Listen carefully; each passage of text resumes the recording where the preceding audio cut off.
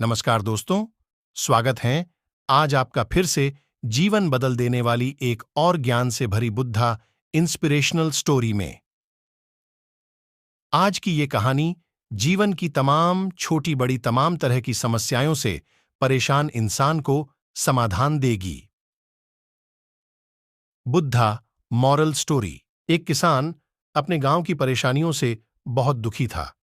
किसी ने उसे अपने दुखों के निवारण के लिए बुद्ध की शरण में जाने को कहा, जो कुछ दिनों के लिए यहां से कुछ दूर एक गांव में आया है, वह निश्चय ही तुम्हारे सब दुखों का निवारण करेगा।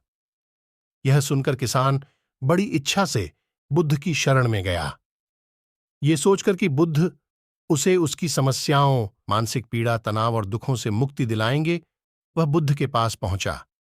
उसने बुद्ध से कहा कि हे बुद्ध, मैं एक किसान हूं, मुझे खेती करना पसंद है, लेकिन बारिश कभी भी पर्याप्त नहीं होती और मेरी फसलें बर्बाद हो जाती हैं।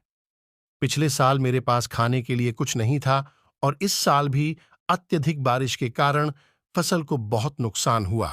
मेरे पास खाने के लिए पर्याप्त भोजन नहीं है। किसान ने कहा, मैं शादीशुदा हूं, मेरी पत्नी मेरा ख्याल रखती है, मैं उससे प्यार करता हूं, लेकिन कभी कभी वह मुझे बहुत परेशान करती है और घर में बहुत क्लेश हो जाता है, जिससे मुझे लगता है कि अच्छा होता अगर वह मेरी जिंदगी में नहीं आती। मेरे भी 2 बच्चे हैं। कभी कभी मेरे बच्चे भी मेरा अनादर और अवज्ञा करते हैं, मेरे निर्देशों का पालन नहीं करते। किसान लगातार बुद्ध को अपने दुखमय जीवन के बारे में ऐसी तमाम बातें बता रहा है। बुद्ध उस दुखी किसान की समस्या को ध्यान से सुनते रहे। अपनी जिंदगी की सारी परेशानियां बताने के बाद जब उन्हें राहत महसूस हुई तो वह चुप हो गए। अब उसके पास बताने के लिए कोई और समस्या नहीं बची थी। अब वह चुपचाप बैठकर बुद्ध की ओर देख रहा था और अपनी समस्या का समाधान पाने के लिए बुद्ध के उत्तर की प्रतीक्षा कर रहा था। लेकिन बुद्ध चुप थे। किसान ने फिर कहा, हे बुद्ध, मैं आपकी शरण में आया हूं, कृपया मेरे जीवन की इन समस्याओं का समाधान करें। बुद्ध ने कहा, मैं तुम्हारी कोई मदद नहीं कर सकता। किसान आश्चर्यचकित होकर बोला, अरे, यह आप क्या कह रहे हैं? सब कहते हैं कि आप सबके दुख दूर कर देते हैं, तो क्या तुम मेरी समस्याएं हल नहीं करोगे? इसलिए कि मैं एक गरीब किसान हूं। बुद्ध ने कहा, मुश्किलें हर किसी के जीवन में आती हैं। जीवन में दुख और परेशानियां आना स्वाभाविक है। व्यक्ति के जीवन में अक्सर उसके कर्मों के अनुसार परिस्थितियां बदलती रहती हैं, जिससे सुख, दुख, निराशा और क्रोध आता है।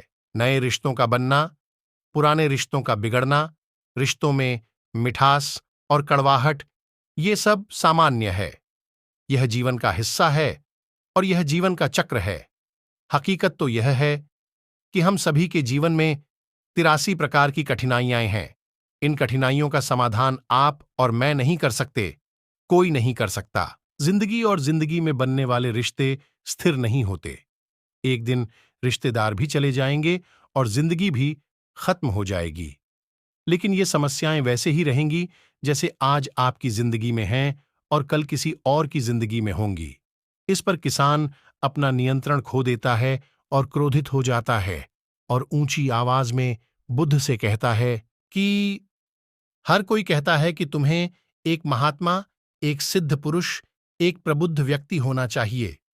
मैं इस विश्वास के साथ यहां आया हूं कि आप मेरी मदद करेंगे। यदि आप मेरी समस्याएं हल नहीं कर सकते तो मेरा यहां आना व्यर्थ था। हर कोई झूठ बोलता है कि वे समस्याओं का समाधान करते हैं। आपने मेरी एक भी समस्या का समाधान नहीं किया। तुमसे अच्छे तो वह महात्मा हैं जो 2 वर्ष पहले मेरे घर आए थे। उन्होंने मेरे लिए यज्ञ कराया, दान दक्षिणा दिलवाई और मेरे मन को असीम शांति मिली। कुछ सुख भी बढ़े और कुछ दुख भी कम हुए। लेकिन तुमने मेरी कोई भी समस्या हल नहीं की। तुमने मुझे सीधे तौर पर मना कर दिया। बुद्ध ने कहा, क्या वह सब करने से जीवन के सारे दुख समाप्त हो गए? इतना कुछ करने के बाद भी अब आप इतने परेशान क्यों हैं? अब आप पहले से भी ज्यादा दुखों से घिर गए हैं। तात्पर्य यह है कि जीवन में दुख कभी समाप्त नहीं होते। किसान बोला। तो क्या मैं मान लूं कि तुम मेरी मदद नहीं कर सकते?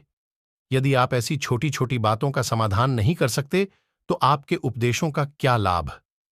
बुद्ध ने कहा, मैं तुम्हारी 84वीं समस्या का समाधान तो नहीं कर सकता, लेकिन हां, तुम्हारी 84वीं समस्या का समाधान अवश्य कर सकता हूं। किसान आश्चर्यचकित हो गया और बोला, 84वीं समस्या क्या है बुद्ध? बुद्ध ने कहा, यानी कि तुम अपने जीवन में कोई समस्या नहीं चाहते। आपकी सारी समस्याएं इसी समस्या के कारण उत्पन्न हुई हैं। यदि आप इस तथ्य को स्वीकार कर लें कि जीवन में समस्याएं मौजूद हैं और समस्याएं जीवन का हिस्सा हैं, तो आप जीवन की समस्याओं से विचलित नहीं हो पाएंगे। आप जीवन में आने वाली समस्याओं से विचलित हो जाते हैं क्योंकि आपको लगता है कि आप दुनिया के सबसे दुखी व्यक्ति हैं, जबकि सच्चाई यह है कि हर किसी को अपना दुख सबसे ज्यादा महसूस होता है। लेकिन जिस दिन आप यह समझने लगेंगे कि मेरा कष्ट अन्य लोगों की तुलना में बहुत कम है, उस दिन से कोई भी दुख आप पर प्रभाव नहीं डाल पाएगा। जब तक आप नहीं चाहेंगे कि आपके जीवन में कोई परेशानी न आए और आप हर दुख दर्द से बचे रहें, तो यह संभव नहीं है। ऐसे में छोटा सा दर्द भी आपको बेचैन कर देगा और आपकी मानसिक शांति भंग कर देगा। अगर आपके जीवन से परेशानियां पूरी तरह से दूर हो जाएं, अगर आपको हर दिन, हर पल बिना दुख और कठिनाइयों के जीवन जीने को मिलेगा, तो आप ज्यादा दिन तक ऐसा नहीं जी पाएंगे। एक समय आएगा जब आप हर दिन एक ही तरह की जिंदगी जीने से पूरी तरह से तंग आ जाएंगे और ऊब जाएंगे, क्योंकि जीवन में किसी भी चीज की अधिकता जीवन के लिए भयानक समस्याएं पैदा करती है। आरामदायक जीवन जीने से आप मन और शरीर दोनों से विकलांग हो जाएंगे। तो ऐसे जीवन का क्या फायदा जो बाद में आपको नर्क जैसा जीवन जीने पर मजबूर कर दे? जिस तरह खाना खाने का असली आनंद तभी मिलता है जब बहुत भूख लगी हो, और पानी पीने का असली मजा तभी आता है जब बहुत प्यास लगती है, उसी तरह जीवन के तमाम दुखों और परेशानियों को झेलने के बाद ही खुशी का आनंद मिलता है। इसीलिए जीवन में सुख और दुख अलग अलग रूप में आते रहते हैं। हम चाहकर भी जीवन से सुख दुख को खत्म नहीं कर सकते, लेकिन उनसे इतना ऊपर जरूर उठ सकते हैं कि कोई भी बड़ी समस्या मन को विचलित न कर सके। इसके लिए अपने मन को शक्तिशाली बनाएं, धैर्य रखें, प्रतिदिन आध्यात्म का ध्यान करें, ज्ञान बढ़ाओ। यह आपके जीवन की सभी समस्याओं का समाधान है। इसे जीवन की चतुर्मुखी समस्या का समाधान कहा जाता है। महात्मा बुद्ध का यह अद्भुत ज्ञान पाकर किसान संतुष्ट हो गया और उसका मन बिल्कुल हल्का हो गया।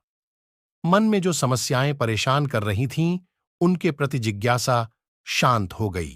किसान ने अपनी आंखें बंद कर लीं और आनंद का अनुभव करने लगा। किसान को समझ आ गया कि वह अब तक क्या गलती कर रहा था और वह बुद्ध के चरणों में गिर गया। तो दोस्तों, मुझे उम्मीद है कि महात्मा बुद्ध की इस कहानी बुद्ध प्रेरणादायक के माध्यम से आपके जीवन की कई समस्याएं समाप्त हो गई होंगी या कुछ समस्याओं का समाधान मिल गया होगा।